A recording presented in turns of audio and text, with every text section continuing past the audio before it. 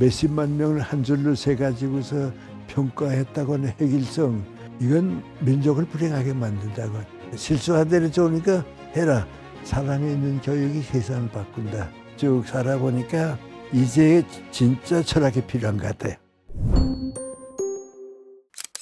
선생님은 오랫동안 교육자, 학교 안에서뿐만 아니라 학교 바깥에서도 교육자로서 활동을 하셨는데, 선생님이 보시기에 우리나라 교육에 문제점이 있다면 어떤 점을 조금 고쳐야 될까요? 얼마 전에 내가 하도 답답해서 중앙일보에 아마 그거를 썼던 것 같아요. 그래서 기자들이 얘기하다가 교수님이 교육부 장관이 됐다 하게 되면 뭐 하겠냐 그래요. 그래서 내가 지금 대학 입학 시험 수능 시험 없이 하고 그거 없이 한다고. 왜? 교육에 제일 나쁜 건 자연과학적 사고방식인데 몇십만 명을 한 줄로 세 가지고서 평가했다고는 획일성, 이건 민족을 불행하게 만든다고. 지금 우리가 뭔가 획일적으로 보는데 뭐든지 가치관은 지금 하지 말아라, 하면 안 된다지, 해라, 이거 된다 말이죠. 실수하대로 좋으니까 해라.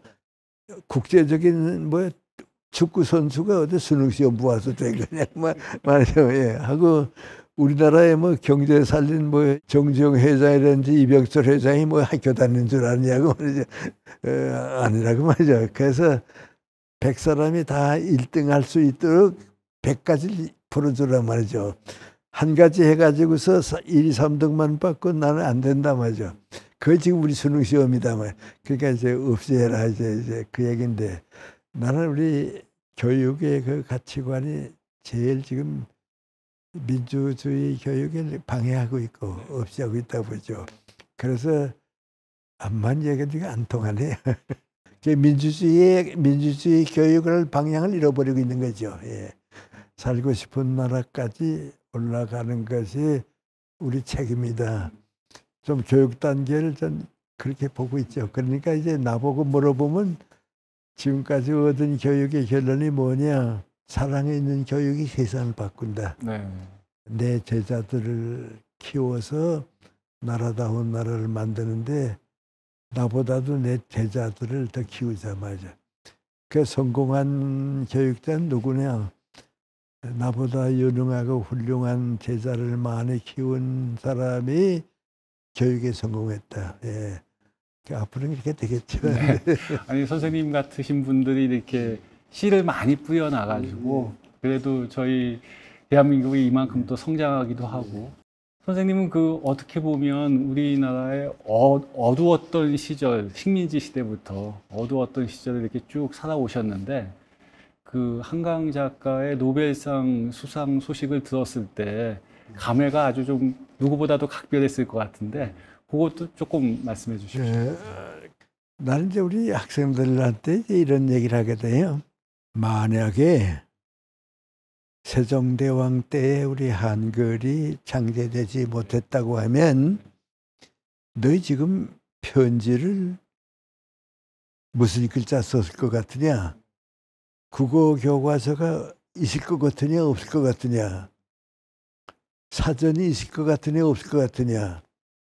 인문학이 자라서 일본보다 비슷해지고 중국보다 지금은 앞서니까 그때는 이제 150년쯤 지나게 되면 아시아 하게 되면 일본 문화권, 중국 문화권, 한국 문화권 이 셋이 남는다.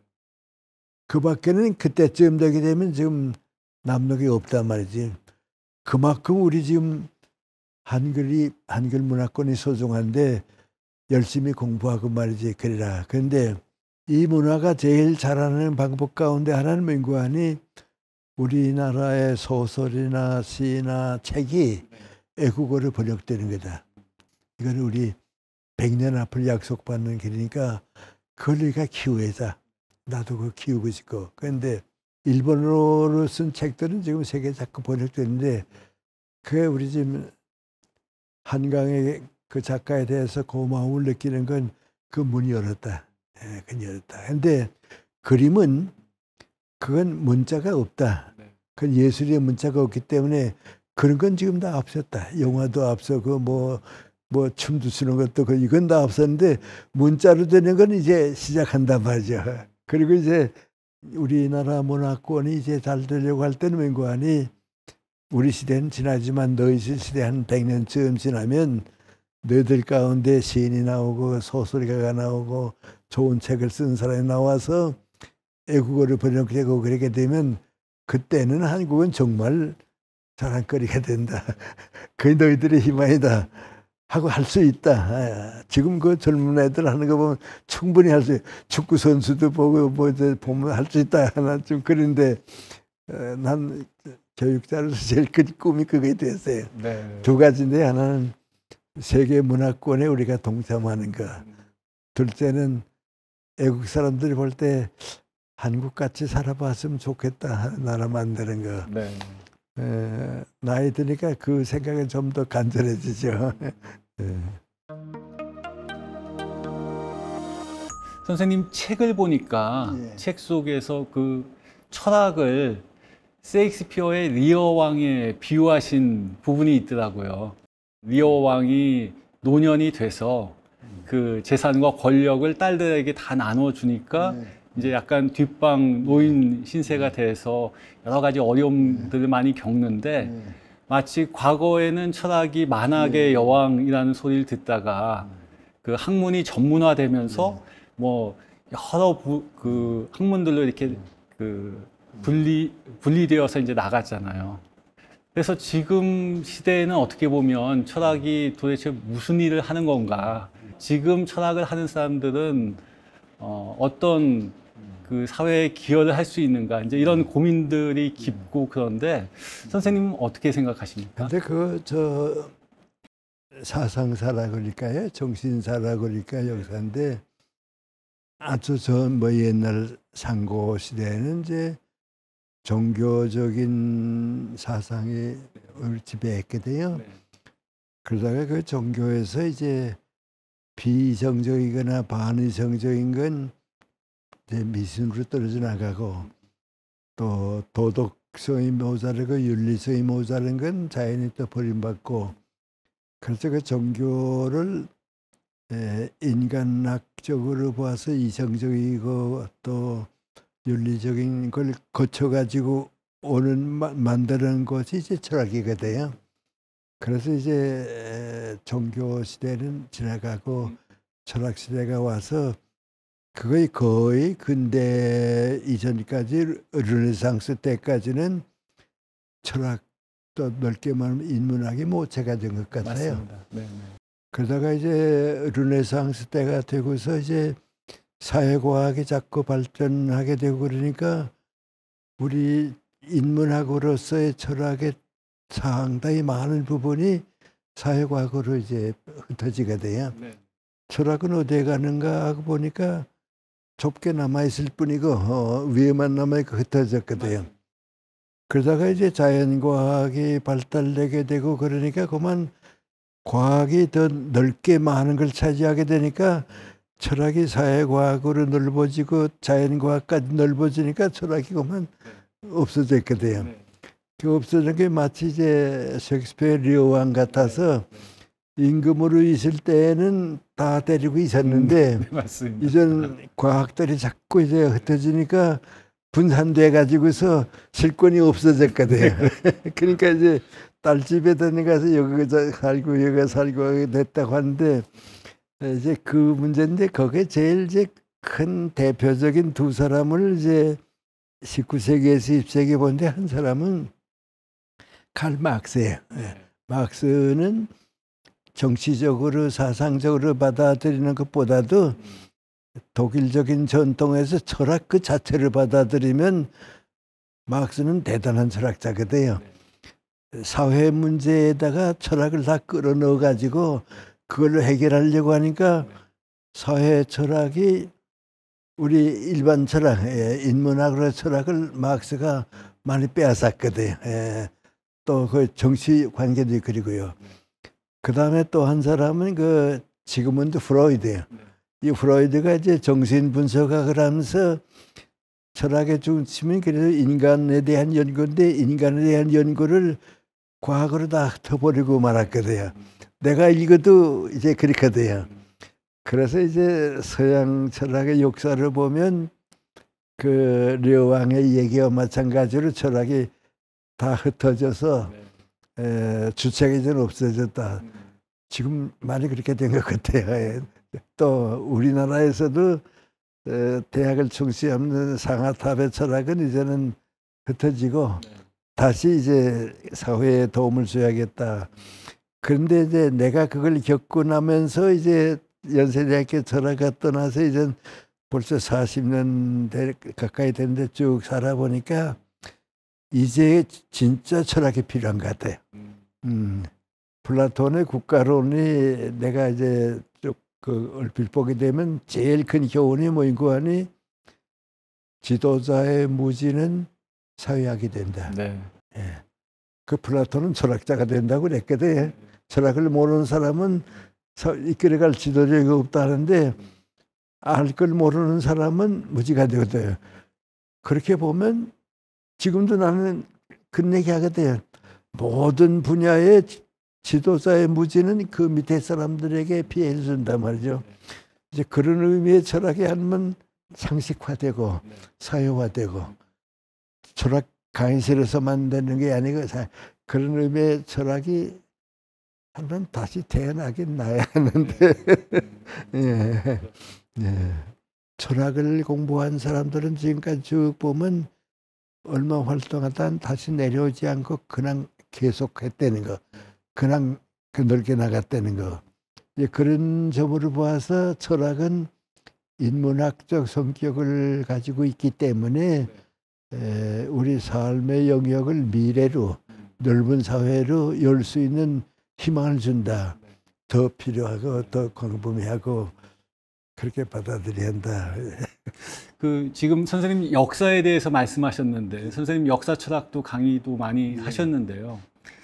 지금도 지구상에는 이제 전쟁이 벌어지고 있고 역사를 보면 이제 전쟁이 계속 이어진 역사도 우리가 쉽게 확인할 수 있고 또 불의가 승리하는 그런 역사도 많이 볼 수가 있는데 근데 이제 이런 역사를 바라보면서 그런 것들에 굴하지 않고 선하게 살아야만 하는 이유 같은 것을 찾을 수 있을까요? 역사 철학을 선생님 그 오랫동안 강의를 하셨기 때문에 제가 이 질문은 꼭 한번 드려보고 싶었어요. 그때 이제 그 우리 모두가 사람은 누구나 주어진 사회에 제한된 시간 그 속에서 살게 돼요. 거기서 살다가 끝나거든요. 공간으로서의 사회, 시간으로서의 역사 이 둘 속에서 지금 우리가 살고 있다고요. 살고 있는데 그럼 그 공간이 바뀌어서 사회가 바뀌면 다 완전히 다르냐? 그래도 공통점은 있고요. 그래도 그 공통점이 있기 때문에 성장하게 되거든요. 또 강물이 이렇게 흘러가는 그 이제 역사 시간이 흘러가는데 우리는 요 기간에 살지만은 그래도 긴 과거가 있었고 긴 미래가 바다로 가는 게 또 있고 그런데 문제는 요 안에 요 공간 요 사회라고 하는 공간과 시간이라고 역사 요 속에 살아도 여기서 우리가 어떻게 살아야 이 시간 전체에 통하는가 어떻게 살아야 어느 사회에 가든지 공통점이 있느냐 그걸 찾는 거라고 해요. 어느 시대 어느 사회에 가든지 이런 인간관계 이런 가치관은 남아있다. 그거에 대해서 어떤 암시를 주고 어떤 상징적인 의미를 주면 그건 요 공간과 요 시간을 초월하는 거다 말이야. 그거 찾는 거다. 예를 들어 말하면 인간이 사는데 필수 조건 인간은 이것 때문에 산다 하는 건 있다. 그건 민관이 첫째가 이성적인 사고와 진실. 이건 어디나 가는 믿다 말이야. 그 다음에 두 번째가 민관이 자유와 창조. 이건 역사가 돼요. 그러니까 인간이 사는 것과 진실이 남아있다는 건 사회적인 과정이고 자유와 창조라는 건 이건 역사적인 거 있다. 그런 그 목표가 있어야 할 거 아니냐. 그것은 아주 쉽게 말하면 더 많은 사람이 인간답게 행복하게 살게 해주는 목표다. 다시 말하면 인간이다 말이죠. 그건 있어야 한다 말이에요. 그건 어디에나 있어야 한다. 그런데 이제 그런 걸 찾아주는 것을 역사나 우리 사회 안에서 하는 것이 그 떠나서 있는 건 아니다 말이죠. 그러니까 그 목표를 우리가 가지고서 살게 되니까 그 의미가 우리에게 제한된 공간과 시간을 넘어서 우리의 의미가 있다.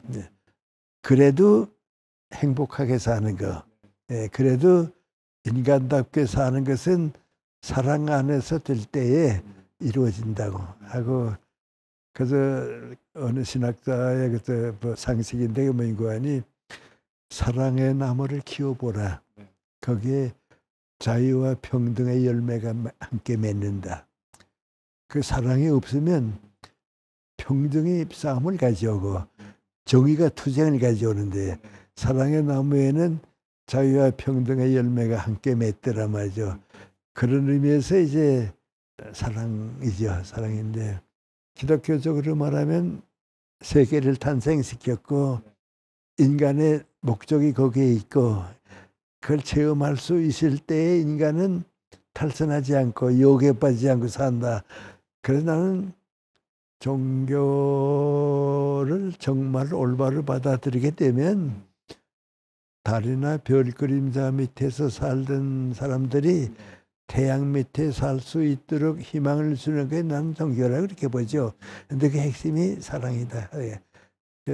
공자님은 그걸 인간관계에서 사랑으로 봤고 소크라테스 같은 걸 보위 완성으로 이제 보고 석가님 같은 거는 욕심을 없이 함으로써 보고 기독교는 명고하니 하나님의 사랑을 받아들이면 더 완전해진다.